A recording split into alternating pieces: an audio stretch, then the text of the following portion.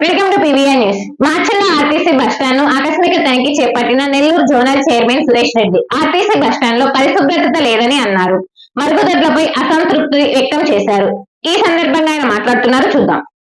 Toilet వ్యవస్థ మెరుగుపరచాలని చెప్పేసి ఒకటి పూర్తిగా కూడా నిరుపయోగం అయిపోయింది. దాన్ని మార్చమని చెప్పడం జరిగింది. అదే రకంగా ఇక్కడ కూడా మంచినీటి వ్యవస్థ కోసం డిఎం గారు కూడా చెప్పారు. మనకి ఆర్ఓ ప్లాంట్ ఏదైతే ఉందో దాన్ని శాంక్షన్ చేశారో త్వరితగతిని పూర్తి చేయించమని చెప్పాం. ఓవర్ హెడ్ ట్యాంక్ నుంచి వచ్చేటువంటి పైప్ లైన్స్ మొత్తం కట్ అయినాయి, అవి కూడా త్వరగా చేయించమని చెప్పడం జరిగింది.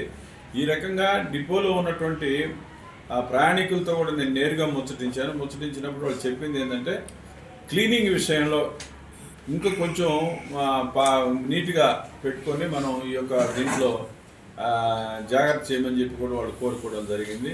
వీటన్నిటిని కూడా నేను కాంట్రాక్టర్స్ని పిలిపించి కూడా వాళ్ళకి మందలించి ఇట్లా కాదు, రెగ్యులర్గా ఇంకా నీట్గా ఉండాలి. అయితే ఇప్పుడు చంద్రబాబు గారు ప్రజలకు ఒక యాప్ ఇచ్చాడు. ఏ డిపోలో ఉన్నటువంటి వాళ్ళైనా నేరుగా ముఖ్యమంత్రికి వెళ్ళిపోతుంది ఆ ఆఫీస్కి ఇన్ఫర్మేషన్.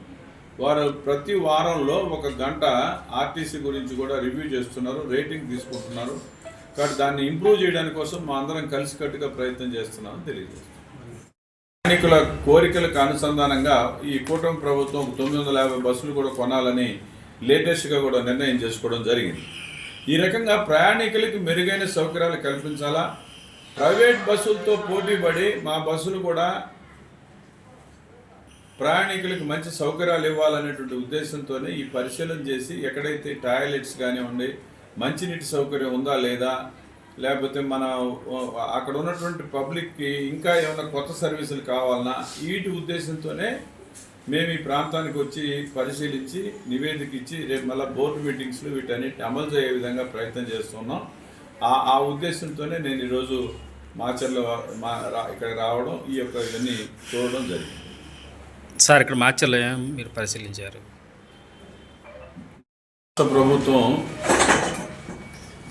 ఏర్పడిన తర్వాత ముఖ్యమంత్రి చంద్రబాబు నాయుడు గారు వారి యొక్క ఆదేశం మేరకు కూటమి ప్రభుత్వం ఆర్టీసీలో ప్రయాణికులకు మెరుగైన సౌకర్యాలు కల్పించాలని,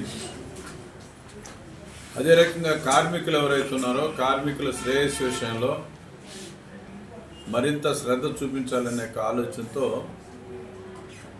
4 జోన్లకి 4 చైర్మన్లని, అదే రకంగా వైస్ చైర్మన్ కూడా నియమించడం జరిగింది. అందులో భాగంగానే నేను ఈరోజు నెల్లూరు జోన్లో ఉన్నటువంటి ఈ మాచర్ల డిపోని, గ్యారేజ్ని మొత్తం కూడా సందర్శించడం జరిగింది.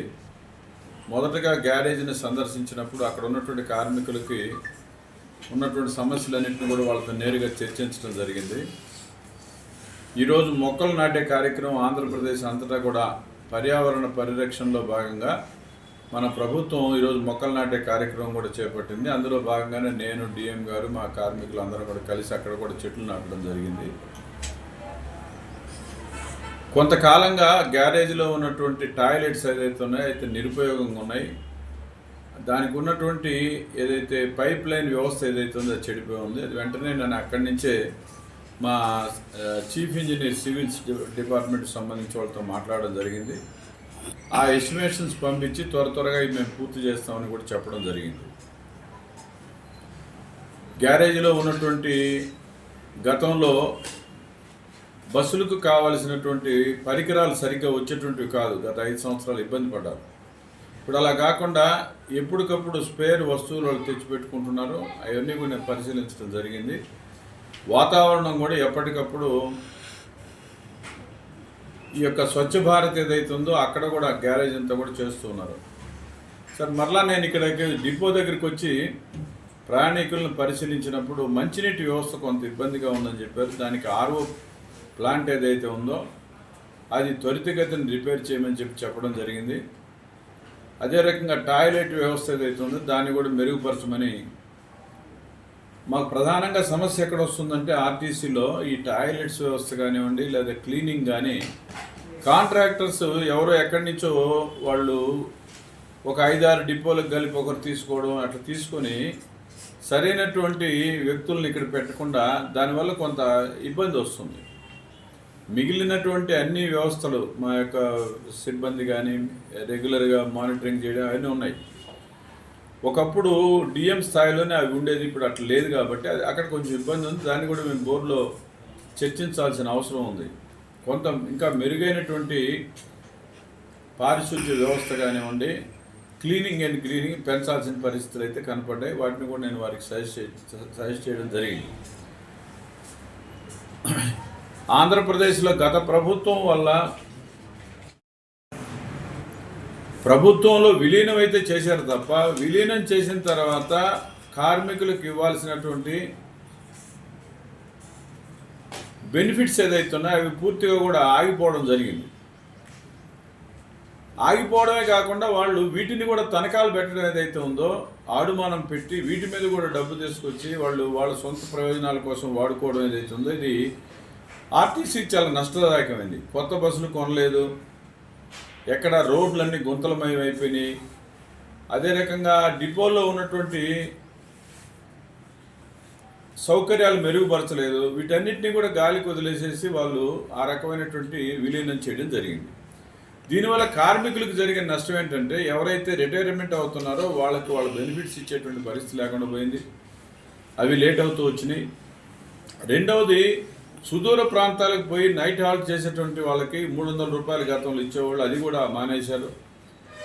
ఆర్టీసీ మాస్ ఒక వ్యవస్థ కాబట్టి ఇది ఎండనక గాలనక వాననక తిరిగేటువంటి మా కార్మికులకి అనేక రకాల ఆరోగ్య సమస్యలు ఉన్నాయి. క్యాడర్ ఒక 3000 మంది పైన తక్కువ ఉన్నారు. గత 11 సంవత్సరాల నుంచి రిక్రూట్మెంట్ లేదు.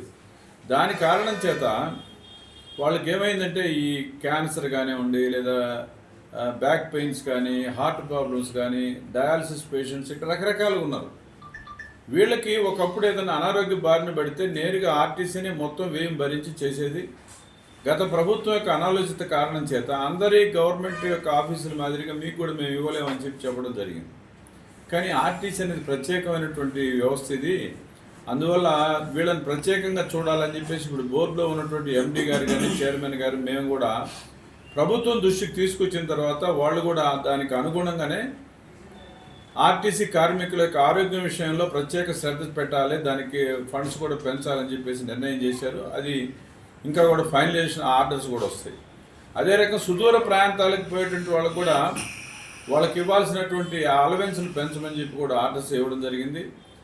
ఎంప్లాయీస్కి సంబంధించిన ప్రమోషన్స్ కూడా ఆగిపోయినాయి. అవన్నీ కూడా ట్రాన్స్ఫర్స్, ప్రమోషన్స్ కూడా ఇప్పుడు ఇవ్వడం జరుగుతుంది. మరొక విషయం ఏంటంటే కరోనా సందర్భంగా ప్రయాణికులు లేరని చాలా బస్సులు మేము నిలిపేయడం జరిగింది. కరోనా పోయిన తర్వాత ఆ వ్యవస్థని మళ్ళీ రీప్లేస్ చేసుకోలేదు. కొత్త బస్సులు కొనుగోలు చేయడం కానివ్వండి, లేదా మనం మెరుగుపరచకుండా ఉన్న వ్యవస్థే సర్వనాశనం అయింది. ఎందుకంటే ఆ రోడ్లలో ఆ గుంతలమయంగా తిరిగి 15 సంవత్సరాలకి చెడిపోవాల్సిన బస్సు 10 సంవత్సరాలకే చెడిపోయే పరిస్థితులు వచ్చేసినాయి. సో వీటన్నిటిని కూడా ఇప్పుడు మళ్ళీ తిరిగి ఎక్కడైతే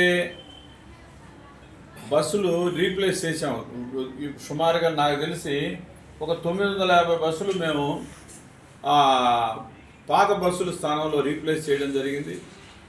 అదే రకంగా కేంద్రంలో నరేంద్ర మోడీ గారితో కూడా మాట్లాడి మన ముఖ్యమంత్రి గారు, మన పవన్ కళ్యాణ్ గారు వాళ్ళు ఆర్టీసీని ఈ యొక్క అప్పుల ఊబిలో నుంచి బయటేయడానికి ఎలక్ట్రికల్ బస్సులు తీసుకొని రావడం ద్వారా ఈ డీజిల్ యొక్క ఖర్చు విపరీతంగా పెరిగిపోతుంది.